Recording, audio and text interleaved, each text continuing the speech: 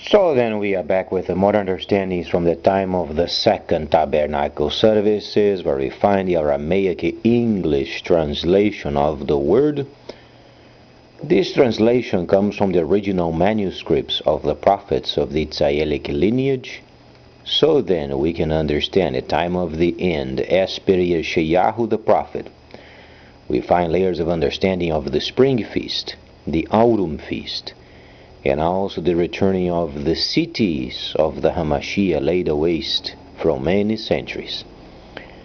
Reading from Yeshayahu the prophet, the importance of the holy prophecies is always related with what's coming in the future, because the only distinction from religions is the very line that speaks of the future precisely.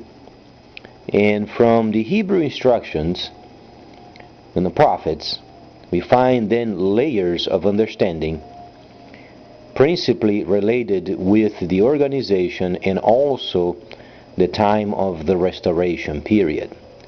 Now then, the world's news gives us a bits and pieces regarding of what's going on.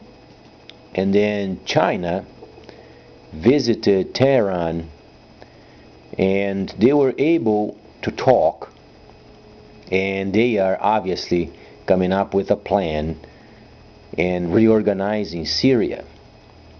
Now then, as we understand, Iran and those areas, they were always, or most of the time, during these modern times, at least in the last decade or so, they are absolutely enemies of the West.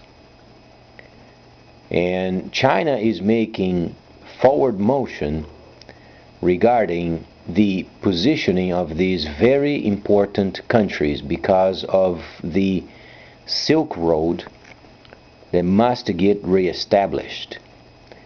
Now then, Syria is obviously on the plans of China, and China has amazingly made huge improvement in organizing the region. Of course, it had help from the Soviets. And also in Qatar, China is making very important links with the country.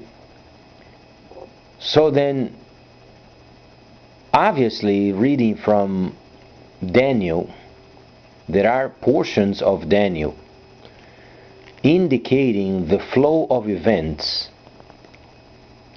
and these flow of events mostly are related with trade.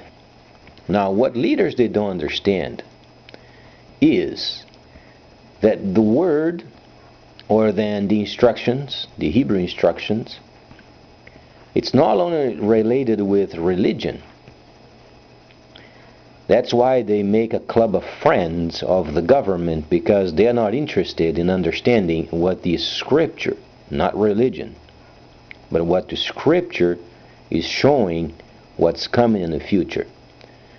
Now then, every time the holy instructions or the prophets or the writings, when they are ignored, the first symptom is the economy of a nation does not go as intended it.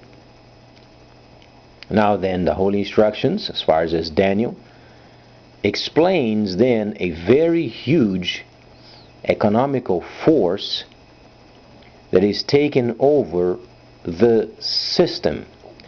Now then, system, there are lots of ramifications where it leads and what it does.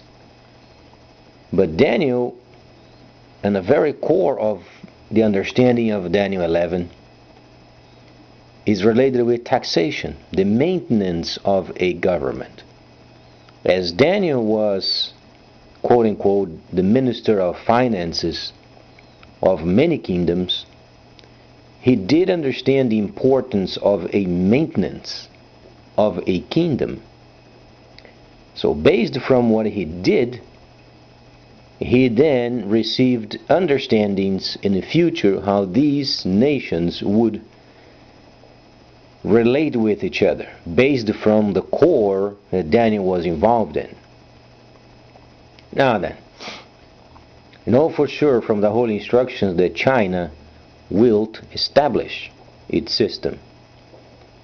So when we read in Daniel 11 verse number 39, and then your ancestors simply never knew these alien God, and interestingly it is related with the increasing of knowledge. So Daniel is explaining the portions of the economy that sustains a kingdom. He's not talking of merely the increasing of knowledge. He must increase the knowledge in order to maintain a system. So that's the tone that Daniel uses in this very important prophecy. Now then, in the West, obviously religion is always optional, but there is then the set of these related holy writings that are pointing and others are not.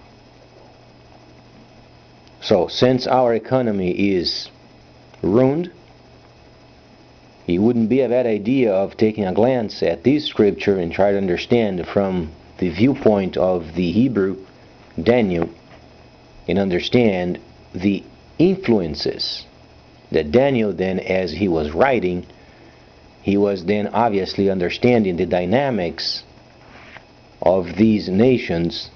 So then the time of restoration would then get completed, and then the final combat of the end.